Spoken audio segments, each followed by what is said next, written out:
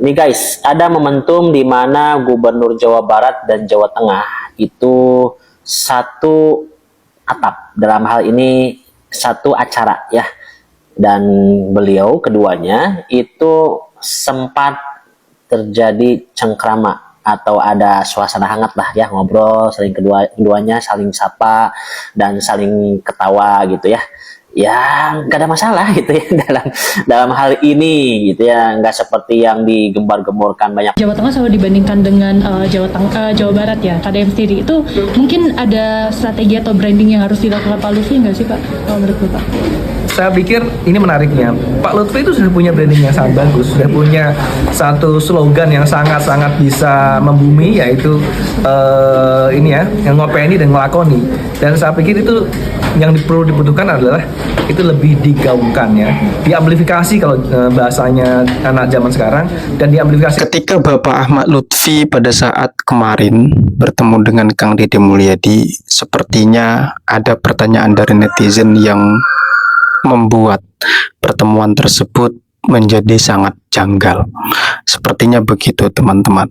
Sebuah pertanyaan yang muncul di kepala masyarakat. Mengapa kok tiba-tiba Bapak Ahmad Lutfi dan juga Kang Deddy Mulyadi ini bertemu di dalam satu forum pada saat acara apa begitu, saya kurang ingat teman-teman. Sehingga pertanyaan tersebut membayang di kepala teman-teman, pun di kepala saya.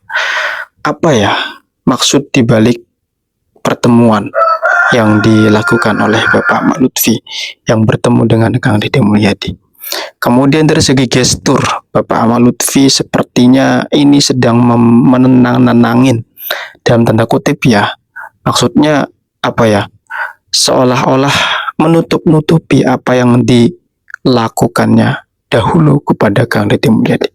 Seolah-olah begitu teman-teman. Saya tidak menjustifikasi di sini, hanya menduga-duga saja. Hanya sebuah kemungkinan saja. Nah, untuk lebih jelasnya dalam hal ini akan saya tampilkan beberapa cuplikan video yang mungkin saja bisa membantu teman-teman untuk bisa menjawab pertanyaan saya di prolog di depan tadi teman-teman. Silakan. Nih guys, ada momentum di mana Gubernur Jawa Barat dan Jawa Tengah itu satu atap, dalam hal ini satu acara ya. Dan beliau keduanya itu sempat terjadi cengkrama atau ada suasana hangat lah ya, ngobrol, saling keduanya saling sapa dan saling ketawa gitu ya. Ya nggak ada masalah gitu ya dalam hal ini gitu ya, nggak seperti yang digembar-gemborkan banyak orang, termasuk saya pribadi sering ya sindir-sindir keduanya. KDM saya singgung, terus Pak Lutfi Gubernur Jawa Barat, Jawa Tengah juga saya singgung ya. Tapi pada kenyataannya satu momentum ini mereka kayak nggak ada masalah gitu. Ini nih videonya.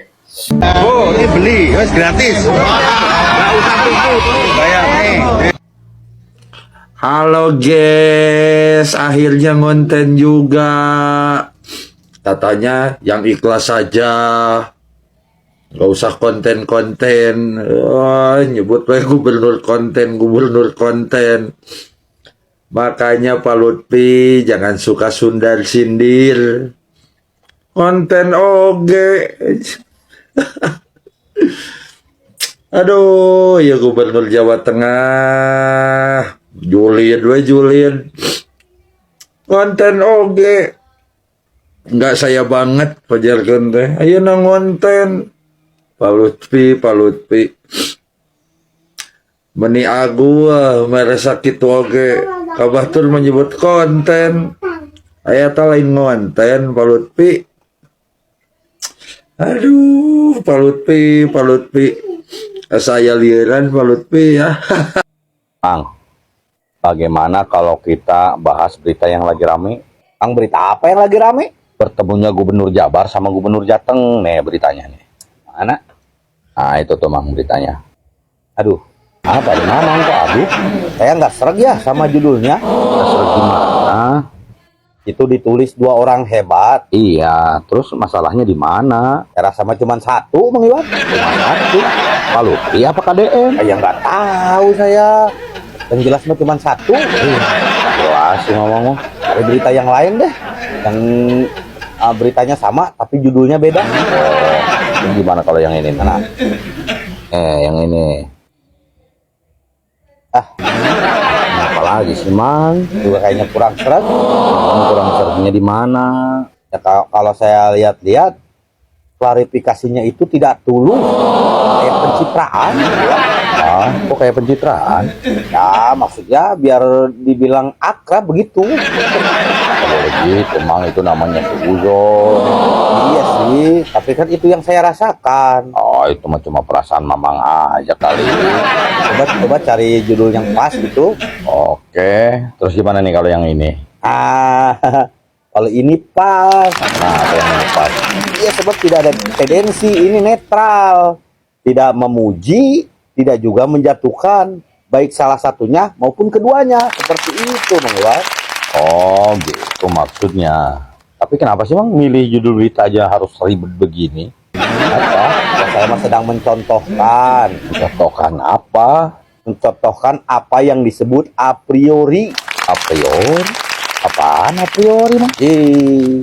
Emang Iwan sebagai anak sekolahan masa nggak tahu a priori? Ya, saya tahu, Mang. Tapi kalau saya yang menjelaskan, terus fungsi Mamang di sini buat apa? Oh, gitu. Oh, sekarang jelaskan sama Mama. Ya, a priori itu semacam gini. Kita cenderung memilih dan memilah sesuatu yang sesuai dengan keinginan kita gitu. Sesuai dengan kemauan kita, sesuai dengan isi kepala kita. Jadi kita akan menolak sesuatu yang bertentangan dengan keinginan dan isi kepala kita, walaupun itu benar. Oh gitu. Masuk atau dikasih contoh biar penonton juga jelas gitu. Ya, contohnya kayak begini. Ada berita misalnya yang kemarin tuh, Timnas kalah dari Bulgaria 0-1. Kalau beritanya kayak gitu, kita pasti malas ngelihatnya. Karena kita udah tahu kan emang Timnas kalah 0-1. Tapi suka muncul tuh kalau Timnas kalah, muncul berita-berita yang berusaha untuk menghibur kekecewaan kita. Kayak gimana tuh Bang contohnya? Ya contohnya yang judulnya kayak gini. Kayak gimana? Setelah kekalahan Timnas Indonesia melawan Bulgaria 0-1, wasit dari Malaysia diperiksa oleh FIFA, misalnya gitu. Pasti banyak lihat, banyak yang nonton kalau beritanya kayak gitu. Iya ya. Iya. Atau misalnya waktu kita gagal masuk ke Piala Dunia, misalnya ya kan. Nah, setelah Indonesia dipastikan gagal lolos ke Piala Dunia, FIFA akan memeriksa AFC terkait pengaturan skor, misalnya kayak gitu. Iya, walaupun sebenarnya nggak ada kejadian itu kan. Iya, kita orang-orang kecewa, senang dengan berita-berita yang untuk menghibur diri. Walaupun sebenarnya berita itu kosong, nggak akan merubah apa-apa. Nggak pernah istilahnya dalam satu pertandingan yang kita tadinya kalah, terus dianulir oleh FIFA, kita jadi menang. Nggak pernah terjadi. Iya, nggak pernah. Terus a priori berlaku nggak untuk dunia politik? Ya berlaku atuh. Nah, contohnya gimana tuh, Mang? Ya jangan munafik, kayak kita aja lah sebagai pendukung Bapak Aing, ya pengagum Bapak Aing. Ya. Kita cuman senang melihat berita-berita yang memuji-muji kehebatan Bapak Aing. Kita nggak mau melihat berita-berita tentang kritikan Bapak Aing, kecuali terpaksa.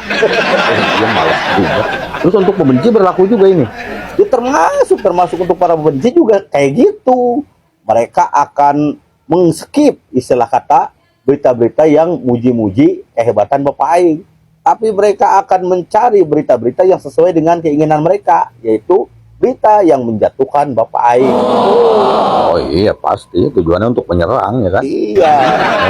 Kita kejauhan ini, kita kembali aja. Balik mana? Pembahasan pertemuan KDM sama Kang Lutfi. Oh, ya sok atuh. Nah kalau menurut Mamang mereka ngobrol itu ngebahas apa ya? Ya nggak tahu, kan saya nggak diundang ke sana, Mang Iwan. Iya, saya tahu. Ngapain lagi ngundang Mama? Nah, itu tahu. Tapi saya kali Mama punya kira-kira gitu. Saya emang nggak mau mengira-ngira. Apa mereka membahas masalah pembangunan jalan ya? Bedanya jalan sirkuit sama jalan tambalan gitu. Bukan. Atau mereka ngebahas ini kali, masalah perbedaan antara diskon pajak sama kenaikan pajak. Gitu kali. Juga orang mereka ketawa ke tinggi. Kayaknya ngobrolin yang receh kalau ketawa ke TV kayak gitu mah. Ngobrolin apa obrolan receh?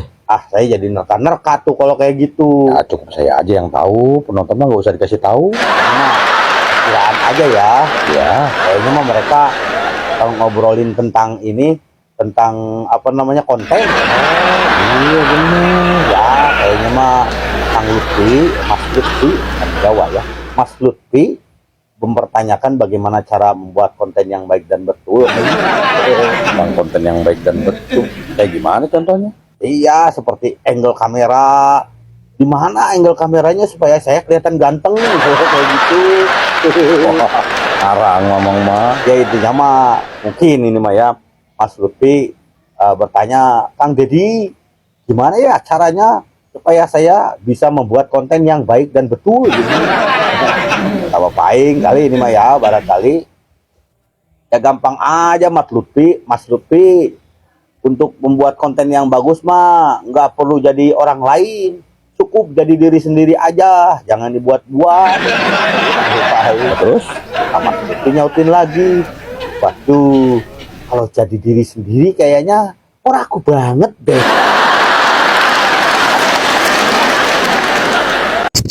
Nah, oke. Itulah tadi teman-teman beberapa cuplikan video yang bisa teman-teman simak dan juga saksikan tentang bagaimana Bapak Ahmad Lutfi yang bertemu dengan Kang Deddy Mulyadi dan banyak spekulasi yang muncul dari pertemuan antara Kang Deddy Mulyadi dengan Bapak Ahmad Lutfi tersebut. Termasuk sebuah pertanyaan, apa ya maksud Bapak Ahmad Lutfi bertemu dengan Kang Deddy Mulyadi, dan seolah-olah tidak apa-apa. Saya yakin masyarakat di sini, warga di sini mempertanyakan juga, ini ada maksud apa, ada motif apa, tiba-tiba kok bisa akrab begini.